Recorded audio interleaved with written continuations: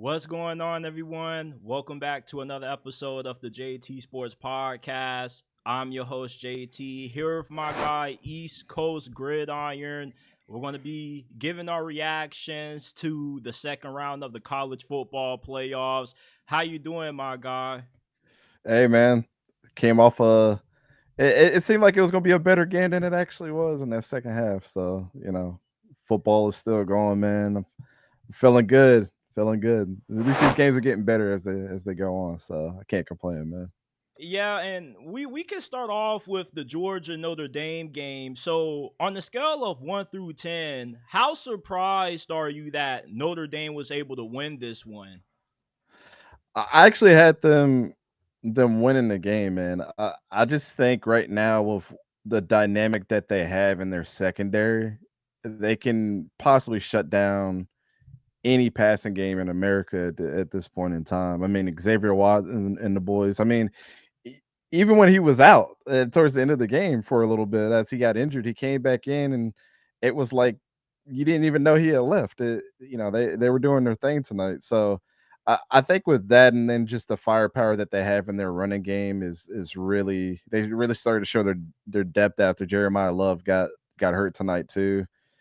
I'm not really surprised. I'm more surprised at the fact that Georgia themselves has they just have not adjusted for their lack of catching. I think leading up to this game, they had like 36 drops or something like that, which was leading the country. And that's still their Achilles heel, right? Is like you see the pass downfield to Arian Smith, and then they get Yeah. more short yardage because of the penalty. But it was like I was kind of surprised that he actually caught the ball. But then you have Bell, their tight end, out there catching passes, and then he drops a crucial one downfield, right before halftime. So I'm more surprised that Georgia hasn't gotten their stuff together. But this really proves that to a lot of people, what I was saying is like it wasn't a Carson Beck problem this year. It's the receivers they've not been consistent enough to even compete, man. Yeah, and that's the biggest thing that you notice with Georgia in this game. It's like even when they got that pass interference call in the third quarter on that fourth down, which pretty much kind of kept them in the game, you still felt like it Mhm. was not going to be a guarantee that they were going to be able to capitalize off that and punch the ball into the end zone. And I was texting throughout the game with a homie because we both had money on Georgia. We had Georgia money line, and we're sitting here trying to calculate like how many possessions do they have left in this game. And you Yeah. you felt like after Notre Dame got that touchdown off the kickoff out of halftime, the game was already out of reach. Because one thing about Georgia that I've noticed this year is that, yeah, the offense is less dynamic as what it's been in years prior, but points have really come at a premium for Georgia. It's like there's a certain number that if they don't get to and the other team does, you know they don't have a shot at being able to win. And you just felt like with Notre Dame getting to 20, if they could have gotten a field goal or an extra touchdown, it was going to be nearly impossible for Georgia to win the game because I mean, not only has their wide receiving core been awful, but they haven't been that good running the football. They haven't really had an identity all year long. You know, their identity has Yeah. kind of been let's just try to find a way to survive in advance. And when you're going up against Notre Dame, you see I wasn't one of those people that were saying Notre Dame had no shot because of what they've done in years past. I felt like for Notre Dame, as long as they were able to play their game, running the football, they didn't have to overly rely on Riley Leonard to throw it. They were going to have a great shot at being able to win. And, I felt like Georgia's defense played well for the most part, but you had the turnover before halftime. And then you had that weird sideline interference penalty when the dude bumped into the referee. I don't know what you would have done if you were Kirby Smart, but if I was Kirby, I would have cussed that dude out and sent him straight to the showers. You feel me? Because I felt like Yeah. that penalty took a potential touchdown drive off the board for Georgia. And they've Yeah. already have been struggling up to this point during the game to move the ball. So that penalty right there didn't really help them at all.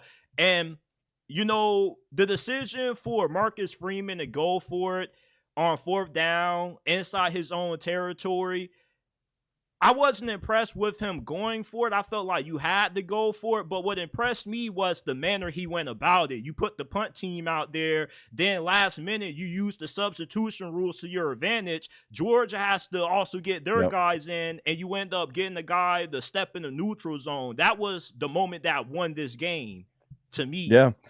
Yeah, I think not only was Georgia, they were clearly rattled in this game for how much misfortunes that they had, but that was just a whole culmination of like the whole frustration just in that penalty itself, and it cost them, right? So, I mean, I agree with you, man. There's so many good players on Georgia that you look up and down this roster, like Smell Munden completely took over for their defense today. And then you start going down the line of players like Dalen Everett had his moment. And then Malachi Starks was kind of, you know, in the game sometimes, out of the game other times. Same thing with KJ Bolden. You expected like all these guys to step up to the plate, and they didn't. Really and truly, I just want to call it out, man. Like when I look at Georgia, Cash Jones was like the best player on the field when he got the Yeah, ball in his hands, and this yeah, is a walk on. You know what I'm saying? So, yeah. shout out to Gunnar Stockton and what he did, but I think this just proves again that like the veteran of Carson Beck, if he was in there and healthy, it would have been different. And I Against some hate of the those fact, blitzes, I definitely felt like he could have audibled out into something a little bit better. I agree with that. yeah, he's young, as far as like his starting in his career, right? Like, this is a big start for somebody in his position that's never really took this many snaps in his career, and you expect him to go against I mean, I think they're the best secondary in the country. They have been all Yeah. year. So I don't blame Gunner, but then also on the other side, it's like he didn't turn the ball over a lot, which I can appreciate that, and I think that's a very good trade of his for moving on in the future. But on the other side of that, like we were talking about with Notre Dame, you know, the rushing game, obviously with Riley Leonard, and when Jeremiah Love tries to get back healthy, and then Jadarian Price had a couple big, like Yeah, heavy runs they were today. killing them on the edge. Like the edge for Georgia for some reason this year has been their biggest Achilles heel, and I really don't understand why with all of the edge talent that they normally tend to produce. Yeah. Yeah, that's what I'm saying. It's like it's disappointing when you don't see those guys stepping down like KJ Bolden and Malachi Starks to help out with that, because that's where you think they would be in their most premier, position. But I could say this, man, if Notre Dame doesn't get their passing game together, Yeah, they're going against the number one Russian defense next week. I don't know if they're going to have as good as a time, but you bring in a guy like Bo Collins from Clemson and you barely use him. yeah, And jump and ball, that that 50-50 ball receiver, just throw it up. Yeah, yeah. I mean, Riley Leonard has showed, and it's crazy, right? I don't know if you feel the same way, but like when he was at Duke, of course we saw him use his legs, and he was a great running quarterback. But like he passed the ball a Yeah, a lot lot more more under Mike Elko than and he more is under efficiently. Marcus Freeman.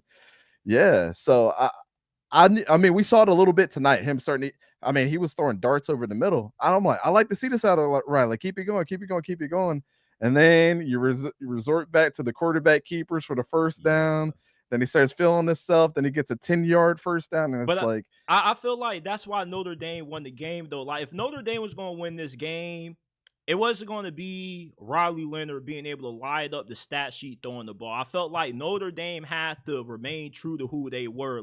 It's like running the yeah, football, playing good defense, dominating on the line of scrimmage. And I felt like they checked the boxes for most of those things, but I want mm-hmm, to move on to the game that shocked me the most, which was Ohio State putting belt the ass on Oregon. I was not expecting the complete annihilation that we witnessed in this game. I mean, I had a homie that told me he was taking Oregon +3 before the game.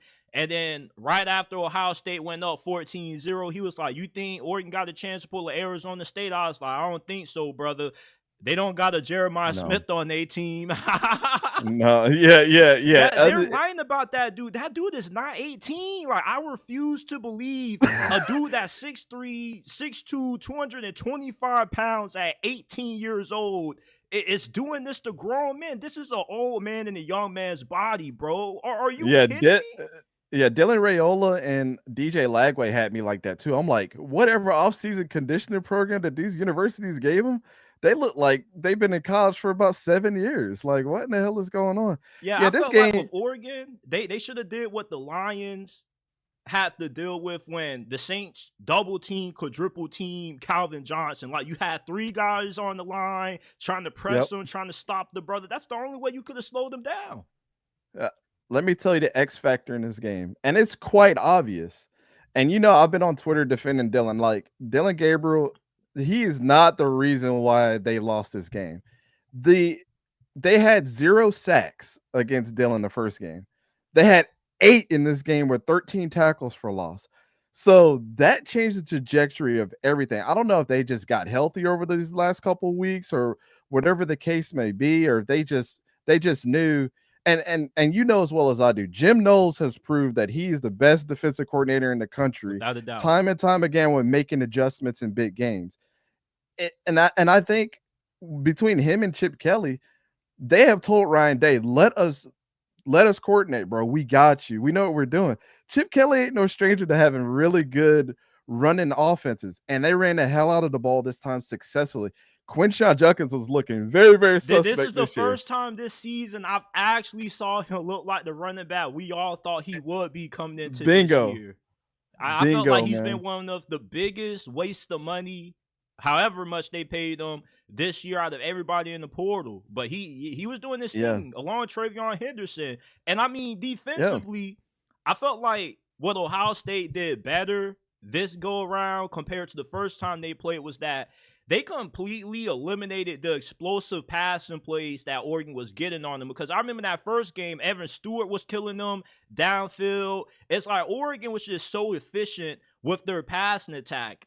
And Yeah. Will Stein runs like a West Coast timing based offense. And you saw Ohio State very early take away those short passing concepts that they love to run. Because normally it's kind of like rhythmatic. They get the ball out fast, then they want to attack you downfield. But once they were able to eliminate the short passing plays and that defensive line really started to feast on Oregon, like, do you think that Oregon was slightly overrated in this game? Because they haven't really played too much competition this season. I'm not saying that Yeah.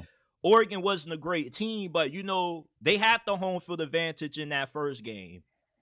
I don't think it's an interesting question, right? Because like in my mind, I'm like, man, you look at the games that they played this year and how close. I mean, close game against Idaho, bro.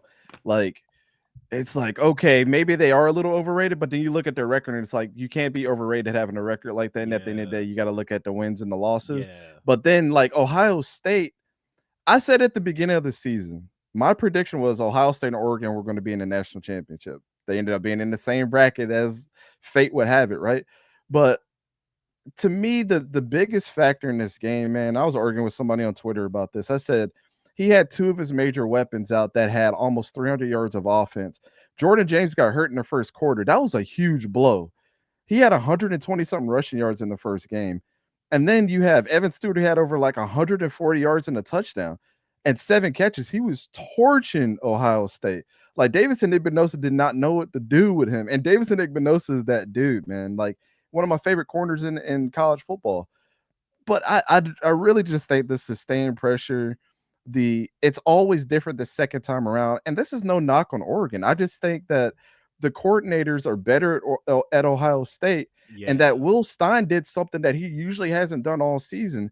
He does a lot of this, we're going to line you up a bunch, and then we're going to figure out what your defense is, and then we're going to start, instead of having an empty set, we're going to start moving tight ends and running backs to come up and block and give us time to pass the ball. Yeah. You didn't really see that because right away it was Dylan didn't even have that much time to throw, bro. It was drop back, throw it in the dirt, because it's like I don't have that much time to even set my base.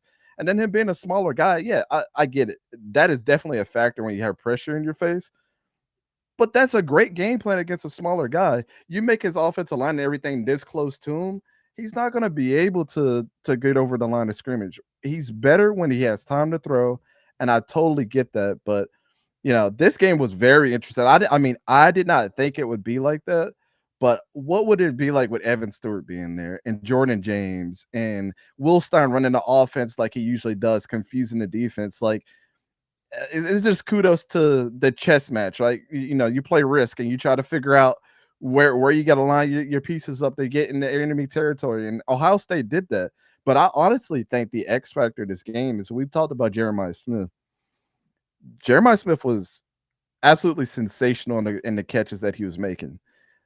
And I think people severely underrate the way that Will Howard has been in his career thus far. And this is one of those statement games where he was Yeah. throwing the middle finger up to everybody. Yeah, He's he like, I definitely was got the balling. receivers. And Amika Ibuka too. Let's Yeah. shout out to him for, like, Jeremiah made a big play. I'm gonna go down the field and make a big play now too. Yeah. Make people remember who I am. So it was a great effort by them, man. I mean, I can't say nothing bad about Ohio State. That money is definitely showing up. That Michigan loss really unlocked something with this team. The Ohio State team that we've seen these last two playoff games looks like the team we envisioned coming into this year. Because remember, they spent $20 million on this squad. When you include the hire Chip Kelly, bringing in Junkins, Will Howard, keeping some of the guys around from last year's team. You know, there was a lot of financial there was a lot of money invested into this team. And for them to lose to Ohio State, you know, you wonder how were they going to respond after that? Because regardless if they win a national championship, this season still somewhat doesn't feel complete because you lost to Michigan, which is why I now understand why they call it the game. Because it's like, it kind of is the game of all game. It's like, if you don't win this, you just feel like your season is incomplete, because that loss people used to kind of define what Ohio State was. And it also single-handedly changed the perspective on how people felt about the trajectory that Michigan was heading on. Because before that, you felt like Sharon Moore wasn't that good. You had major concerns about how the recruiting was going to pan out. And ever since then, you know, Michigan has kind of turned it around. And Ohio State, you know, they've just played a different brand of football. I felt like these last two playoff games, we were seeing Ohio State air the ball out. I felt like before they played Michigan, they felt like we had to play bully ball. We had to impose our will up front. And I was listening to Urban Meyer talk about how Ohio State is getting away from who they are, which is throwing the ball, dominating on the perimeter. You feel me? And plus, you lose Seth McLaughlin, and you also lost an offensive tackle. You kind of were going against what the strength of your team was. Like, Ohio State may not be as good up front as what we've been accustomed to seeing out of them in years prior, but it still doesn't mean that they're so bad they can't run the ball. But it's like, at the same time, your strength is you got this alien in Jeremiah Smith, who people claim is 18 years old. I don't believe it. You got Ibuka. You got another good Cornell Tate, I think his name is. Cornell Tate, Brandon Ennis. Like, the list just keeps going, bro. And once they got the passing game going, that opened up the run game. And Oregon, for Dan Lanning, he's about to hit that wall that a lot of elite coaches reach. Like Kirby Smart. You know, after year one, his next couple of years, you were asking yourself, okay, do we have Mark Richt 2.0? Is he going to be able to get over that championship wall? And Dan Lanning has quickly approached that, because we've seen Dan Lanning kind of get out coached against some of the best head coaches in college football over the last year. We've seen him get out coached twice by Kalen DeBoer. And now you get out coached by Ryan Day. And, you know, the first game, I kind of felt like he kind of won the coaching matchup slightly, because he was able to utilize a rule with having 12 men on the field to his advantage. But I want to ask you this before we move on to the last two games. Why do you feel like all of the teams that have first-round byes lost? Because initially you would have thought that having an extra week of preparation and rest will better prepare you for the team that you're seeing that had to play in the first round, because they're not as well rested. You know, I was thinking that we could have at least saw Georgia advance. I wasn't expecting Arizona State and Boise State to go that far, because we know the talent discrepancy that they were up against. But I just kind of find it weird that all of the teams that got first round buys are 0-4, which raises the Yeah. question. It's like, you know, do we really need to give automatic buys to the conference champions? Should we really just go ahead and rank these teams based off who we feel are the best? Because that's the way I feel we should go. Yeah, it is interesting, right? Because they had a long layoff, and then I guess how they looked at it was like if you played your conference championship, then realistically you have almost equal as time as the team that you played, right? For example, Texas lost so in their conference championship, and then they came in and had to play the next week, and they're already good to go. I don't know. I think it's to me it's they're trying to reward the team for playing a obviously 13 games. They're going to play 13 games, but then the conference runner-ups are pretty much all in the playoffs as well, so it's like it's a hard balance. But here I think it's psychological, and I think now we're going to start figuring that out because it's the first year. So think about you as a team, right? And I noticed a little bit just from being part of the media and interviewing these players. It's really draining to do interview after interview after interview, giving the same answer. And then the questions that people ask you almost make you feel like you're hyped up, right? We saw Dylan Gabriel's interview the other morning. It was Yeah. clear something was going on, but I think he was just so elated that it's like, I feel comfortable because my team is 13-0 and we did what we were supposed to do. We already beat Ohio State and we're going to beat them again. And it's like, well, you don't understand that Ohio State just came off of a game against a team that was young and hungry, that missed Dylan Sampson. They proceeded to beat the brakes off of Tennessee. And we're not saying that Tennessee's a bad team. Defensively, they're pretty good. Having to go against James Pierce and Yeah. the boys, I was not expecting their defense to get shredded the way they did. And that was one of man, like, Nico's best games. yeah, it was one of his best games. So then, you're leading in confidence that like we just beat an SEC team. Now we just got to go beat our other Big Ten team that we lost by, a point to. So coming into this game, of course, they're a little bit more confident. As a coach, as a former coach, I wouldn't be elated about having such a long layoff. Yeah, and To I be felt like honest. Oregon kind of got screwed because it's like we win the Big Ten championship, we get a first round bye, and then we got to face Oregon. And I'm not trying to discredit Penn State because Penn State definitely is good enough to win the national championship, at least to get there. I don't know if they can beat Ohio State again, but let's Yeah. be honest, they got the easiest draw out of all the playoff teams. They got to play a SMU team that, even if Kevin Jennings didn't have all of those turnovers, I still feel like they lose that game by at least 10 points or more. Their And defense then, wasn't good enough to compete with them, man. They yeah, just weren't. and then you go up against a Boise State team, which was carried by one of the greatest running backs to ever play in college football. You feel me? Hmm. And for Penn State, now you go up against Notre Dame.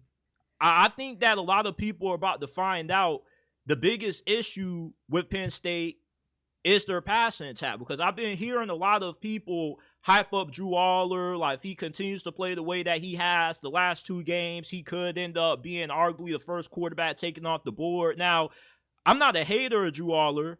I would like to see him come back another year, but the fact I that, do. I would too. yeah, like the fact that Penn State doesn't really have a lot of good perimeter wide receivers hasn't really been exposed yet, because they haven't gone up against the defense capable of doing that until Notre Dame. Like, Correct. Notre Dame, what gets overlooked about them and why, like, I didn't buy into the hate. Like, after they lost to NIU, I was like everybody else, chirping about, they were going to suck. And then once they turned around, I recognized, like, once they They beat, made it easy for us to do that. That yeah, like you lose to them, you make it easy for everybody to be like you suck. No, so yeah, like like they once they deserved it. beat USC, I came around on them. I was like, okay, this probably is a legit team. They can at least win a playoff game, but nobody talks about the size and the athleticism that they have in the back end of that secondary. Everybody that starts in the secondary of Notre Dame is no smaller than 180 pounds, and they're at least 6 foot or taller. So Hmm. it's going to be tough for Penn State to win that one. But Everybody, this is my guy, East Coast Gridiron. Make sure that you guys go ahead, subscribe, check out his channel. He posts a lot of great content, really in depth, follows both the NFL and college football. And I want to get to this Texas Arizona State game. So Texas survives 39-31 against Arizona State. Look, I thought that Texas was about to put 60 on these dudes really early. They were already up 14 within the first 4 or 5 plays that they ran. And then all of a sudden, you started to see the Texas team that we've witnessed all year not play up to their potential. I get that Quinn Ewers ain't that good, but that defense has been leaking major oil these last 2 games. This is not elite defense, in my opinion. You got Jahdae Barron, you got some pretty good edge rushers, but they haven't really played up to the level in the playoffs that we've seen them have in the regular season. I kind of feel like Texas kind of has benefited from playing a weak SEC this year, just like Georgia. And, you know, Clemson has success throwing on them. Sam Levitt has success throwing on them, along with Cam Skattebo running on them. You know, like, I was very shocked that Arizona State got back into this game. And I think it's a testament to, one, the great coaching that they got from Kenny Dillingham, and 2, you know, Texas just underperforming. I have yet to see a game outside of when they went on the road and handled Michigan where this has looked like one of the best teams in college football. Yeah, Arizona State is interesting, right? And I don't think people give Kenny Dillingham as much credit as like he deserves. So I'm gonna throw some flowers at him. Think about all the sanctions that have been happening with Arizona State. From Herm Edwards. And the team that turned out to be in the first 12-team playoff. Arizona State has sucked since I've been alive. Like I mean, I remember of course, when Jake Plummer used to play there and stuff like that. But like, let's really think about it. Like, Jaden Daniels was the best thing to happen to Arizona State. He got us chirping, and then all his teammates trashing his locker, and he transfers to LSU, and we proceed to see the ass whooping that he was putting on people. But the thing with Texas, you're absolutely right, man. It's one of those things. It's like you reflect with Steve Sarkisian right now, and it's like, dude, do you wish you would have had your front seven from before this shit? You know, before this year, if those guys would have stayed, they would be the absolute dominant team that everybody expects them to be. And then also in the second half of this, man, shout out to Arizona State for the defensive line that they have put together. Those guys didn't get enough credit for what they did, and they took a page out of Georgia's book. And in the second half, they really started turning up the rush for Quinn Ewers and making Quinn Ewers feel very, very uncomfortable. They used a lot of double mug looks, which kind of surprised me, but it also costed them in the end because, you know, they gave up that touchdown for first play, well, on 4th down and OT using that look, and Quinn Ewers picked it up and he audible to the right play. Yeah. Quinn Ewers is inconsistent, man. I've been saying this from the jump. Like, I wanted him to improve on the deep ball, and then he reverted back to like, yeah, I have a really good deep ball, but my intermediate game sucks now. So it's like, what was the trade-off that happened this year with that?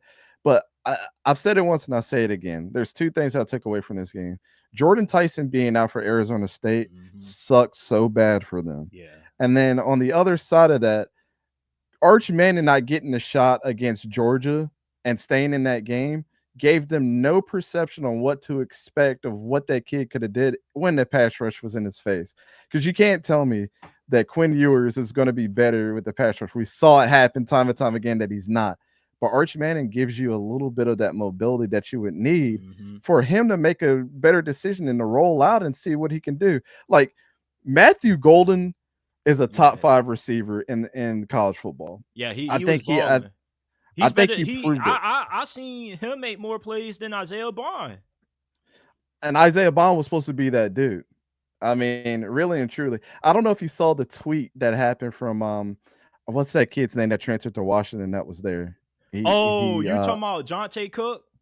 Yeah, that laughed when they were talking about, you know, Quinn Ewers wanting to take a contract and stay in college football, and he's just like, bro, he ain't it. Yeah, like he ain't it. Like, my thing when Sam Levitt said that he was going to show the world he was the better quarterback, and people were saying he's being too cocky, like, who is him? I was like, y'all must not have been watching a lot of Arizona State football. You know He because was like balling. yeah, he was looking like Bo Nix 2.0 out there. Yeah, and people don't realize Jeff Sims is his backup. Jeff Sims was a legit starter at Georgia Tech that goes to Nebraska and was supposed to be the guy, and then goes to Arizona State, and people expect him to be the guy again because Yeah. Sam Levitt, he was supposed to be the backup plan for Sam Levitt. Like, people don't realize this. And Sam Levitt beat him out all spring to be in the position that he's in. And you've kind of felt they felt anemic when he was, remember, he was out halfway through the season. He was out a And when couple Jeff games. Sims came in, it was not looking good. But I mean, No. how about that boy Cam Skattebo, man? I think that Cam Skattebo perfectly encapsulates everything that makes college football great. This was somebody that out of high school only had one offer, Sacramento State. And then he Mhm. enters the transfer portal, and just completely becomes a household name in the playoffs.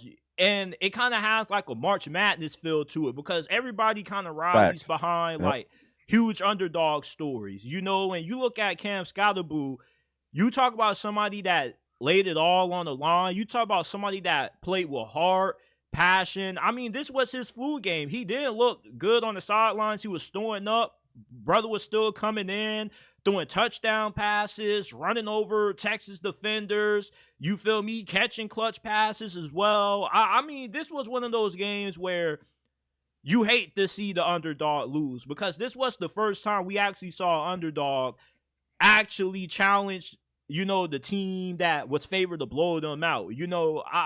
I have Yeah. nothing but respect for Kenny Dillingham.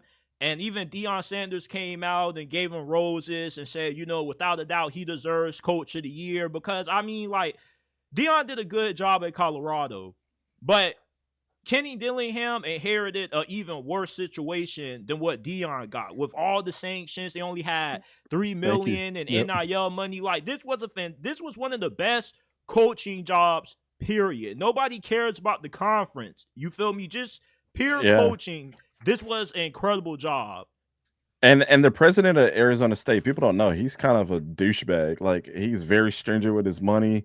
And now all the sanctions that happen with them, it's even worse. I mean, you're hard pressed to think that the job that Kenny Dillingham did, no other coach in America could have did it. Put Ryan Day, Kirby Smart, even we love Dan Lannon. I mean, Dan Lannon, I don't. Is it an indictment on just how good Kenny Dillingham is, or did he just take everything that was good about everywhere that he's been and encapsulated and made it in his own way? Because one thing I can say about Kenny, and I'm a Florida State guy. I remember when he was at Florida State. He's creative. He cares about his players. He's a hell of a recruiter. And I think it's one thing to be said. I mean, he's my age. He's 34 or 30, 34, 35, right? Being a little bit younger and understanding these kids too, all I think is starting to help Yeah. with the way that the generation is, because he understands and he understands that it's okay to be a little bit emotional too and connect with these guys. The older guys are like, oh, this is not a grown man guy, it's Yeah. a grown man game, and they don't crying in football. But he's the type of dude that's like, I understand the struggles that we had. I'm gonna cry a little bit of tears because I'm happy for these dudes. So I think that resonates with his players a lot, and they had that warrior mentality that win, lose, or draw. This was all for Kenny at the end of the day. This wasn't for us. And Cam Skattebo, I've been talking about him for years, man. I don't. People just now got put on. I got followers hitting me up right now. My DMs talking about, man, you called it with Cam Skattebo a couple years ago. I'm like, he's that dude, man. And I do a little trolley post with the Travis Hunter thing, and I'm like, Cam Yeah. Skattebo over Travis Hunter, and some people get upset, but I'm just giving him his flowers because I think when we talk about dynamic players, I mean, you saw the touchdown pass that he had. I mean, the dude punts the ball too. He could go out there and play. He's played some defensive snaps. Like, I know a lot of people have Travis Hunter, but like we got to start giving Cam Skattebo his flowers for being the ultimate football player too, because he's willing to do anything. And like you said, throwing up on the sidelines, I'm pretty sure he has broken ribs right now. I don't know if you saw that play. He got hit and he immediately grabbed his side and he's running to the Yeah. sideline. Like, I think he had broken ribs and he was in pain, and that's why he was throwing up on the sideline. But like, dude's a freaking warrior, man. I this is my hot take, JT. Because of that performance that happened, that And when we get down to the Senior Bowl, I'm going to ask him this. Do you think you're getting more highly scouted than Ashton Jeanty at this point in time? I think we Yeah. might see a flip that might happen because I don't know if Ashton Jeanty is going to get chosen in the first round. If the Cowboys are sitting there and they feel froggy, I think obviously that's the place he's going to go to. But if he has a good offseason program with these, these all-star games and he kills his pro day, he might be the first running back chosen off the board just from He's what they saw in this bigger. game. He's bigger, and if he runs like 4.4, I think if he runs 4.4, I could see him being the first round pick. You know, he's good in pass pro as well. And with Jeanty, the big criticism people have on him is his size. Like some people say he's 5'8", some people say he's 5'9". You feel me? I could see a world where that kind of happens because there are players all the time that nobody really thinks will get drafted high, and then they end up inserting themselves into the first round conversation based off what they do during the combine, during the Senior Bowl. Prime example, Trayvon Walker. Yep. And to add on to that, I think the running back that lost out on that sweepstakes, and I clearly believe that he would have been chosen over Jeanty in these offseason programs, but he really needed to prove it against Ohio State was Dylan Dylan Sampson. Sampson. I think Yeah. Dylan Sampson would have been the first one off the board, and he would have bro, you can't tell me for 1 second those 2 rushes that he had and he was getting right back up. I think he was about to do something dirty to Ohio State He carried Tennessee all year long. But what all what we're year. what we're on the topic, the Penn State Boise State game, it felt like Penn State kind of outsmarted themselves. They tried to get a little bit too cute in this game because for the life of me, I didn't understand why they kept trying to throw the football. You feel me? I felt like when Tyler Warren won MVP, it was something that more people should have been outraged over because I felt like Katron Allen was the MVP of that game. He stole the show. Congratulations. Yes. He That stole the I show. agree. Every time he touched the ball, it seemed like it was a first down. You feel me? And for the people that are using this game as an indictment against Ashton Jeanty, look, this definitely wasn't his best game. It's the worst game statistically he played all year, but he's only the second running back outside of Woody Marks, who's a beast himself, to put 100 Yes. on this defense. That was the statistic I pulled out for everybody, and I held on to it. I said, if he cracks 100 yards, I don't care if he rushed the ball 100 times. That's the number one rushing offense. And to add on to that, what other people don't understand, outside of Woody Marks this year, every other team had a dual threat running back core that had 100 yards collectively against these guys. But like, it's Ashton Jeanty and whatever that kid was that ran for the touchdown in the first quarter. Like, that was it. And I agree with you, man. I think people and it's just like the Dylan Gabriel thing. It drives me nuts. Like one game in a Yeah. primetime situation with all the pressure on these guys, and they have a less than ideal game, and now everybody's questioning the acumen of how good that these players have been. Look, Ashton Jeanty's had the second best statistical running back season of all time. Nobody's beating Barry. I don't think that's ever going to Yeah. happen. But like Melvin Gordon, that dude had a 300 and something yard game that season. Yeah. And then 24. Samaje Perine the Yeah. next week broke it. So Yeah. like his numbers are kind of inflated because of that one game. Ashton has just been 150 yard, 190 yard, 200, 190, 180 all season long and putting Boise State on his back. Melvin Gordon wasn't doing that. You put Boise State on that offensive line that Melvin Gordon had, Nowhere we're near as talking about that dominant. he probably beats Barry Sanders' record in 10 games. And that's I'm not exaggerating. That's just the Yeah. truth. So, shout out to them. I mean, like I did. Like you watch that game, you're like, damn, this game is way closer than what the score says Yeah. it is. And it was somewhat Penn State's fault, but I did feel like for Boise State, and I said this when I reacted instantly after the game was over. Boise State, with them being the underdog, they had to play flawless to win. And you kind of saw Arizona State, like, they were able to overcome some mishaps early, and then they really started to buckle down. Boise State, Yep. you get 2 missed field goals. You get penalized every time you get a big play.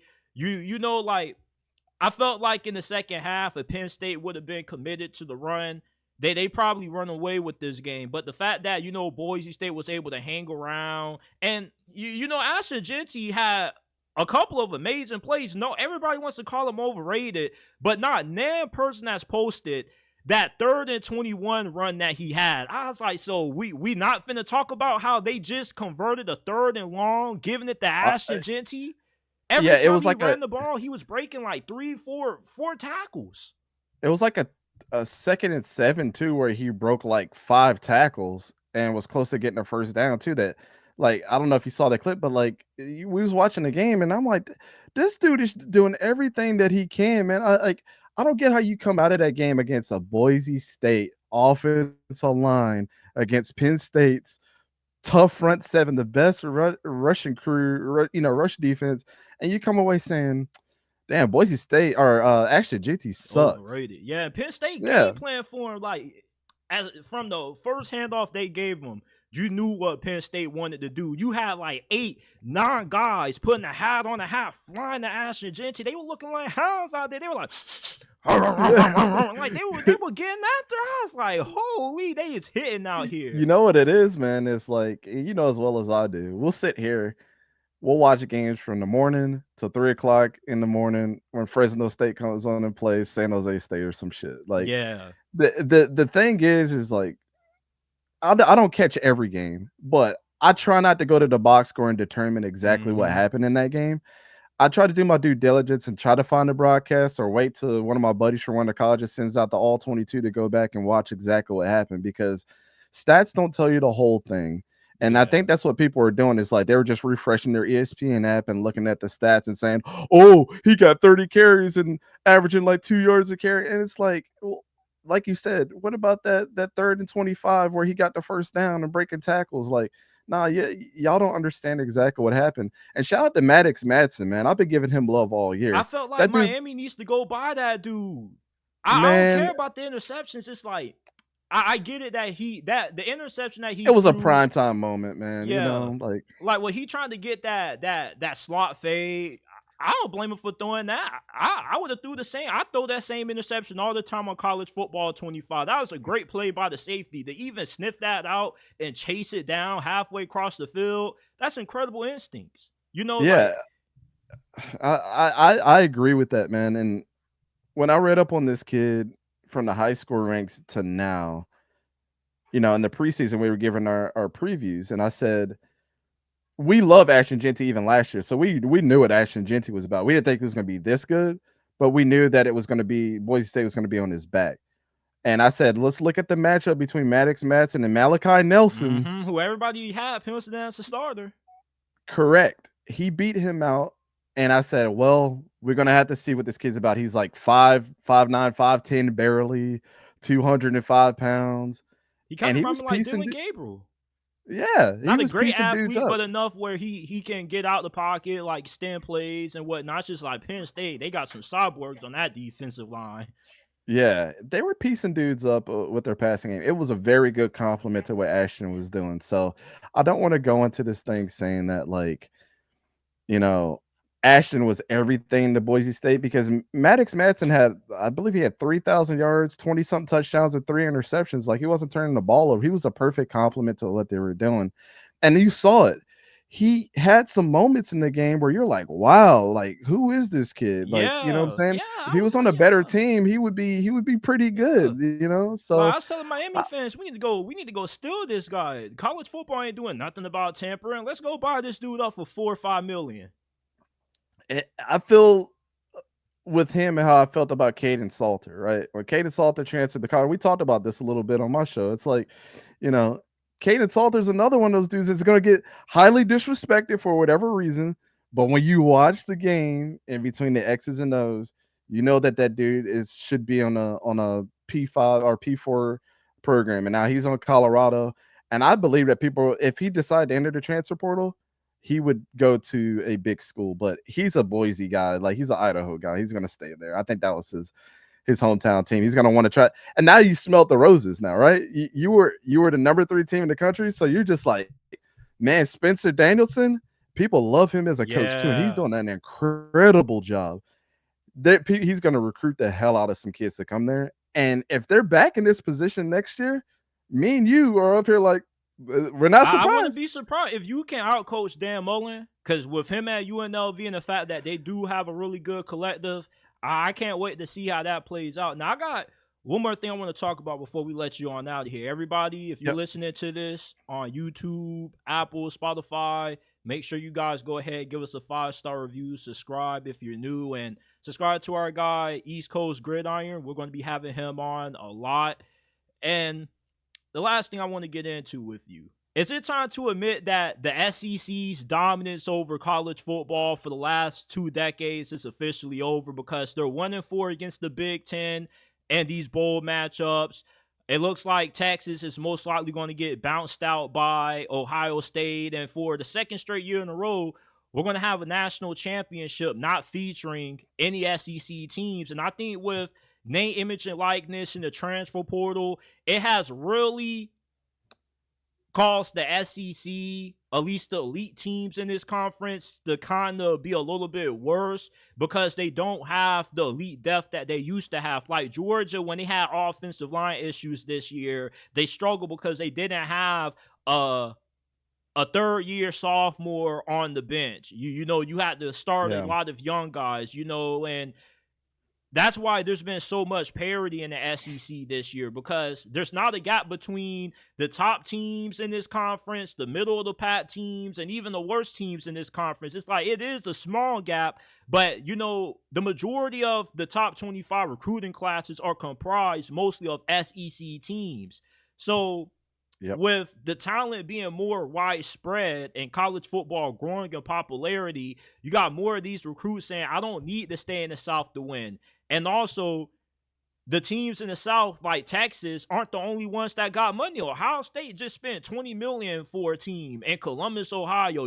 Michigan is throwing out money. So I feel now, with the way the playoffs have gone, everybody making these SEC hypotheticals, Alabama, Ole Miss should have been in. Now people are starting to realize that, we finally have that parity we've been wishing for. And now the SEC is no longer one of those conferences that when you have a team that's in playoff contention, you just give them the benefit of a doubt. Because Arizona State, a team from the Big 12, was going toe-to-toe with the runner-up from this conference. Notre Dame Yeah. beat Georgia. Who would have thought that Notre Dame would have ever been able to beat the SEC team the way they did? So I feel like the SEC dominance is over, and this win by Mm-hmm. Notre Dame solidifies that. What says you?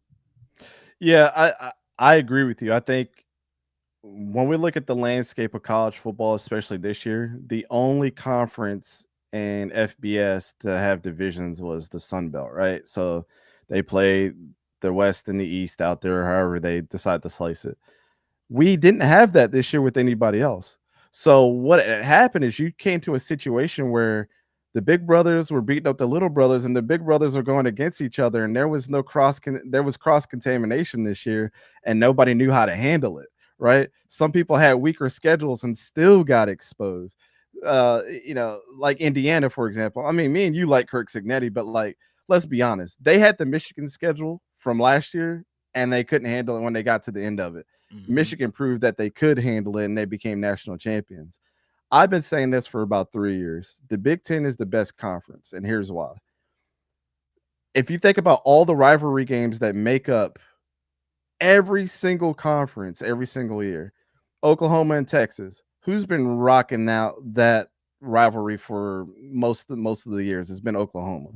Texas just became relevant again.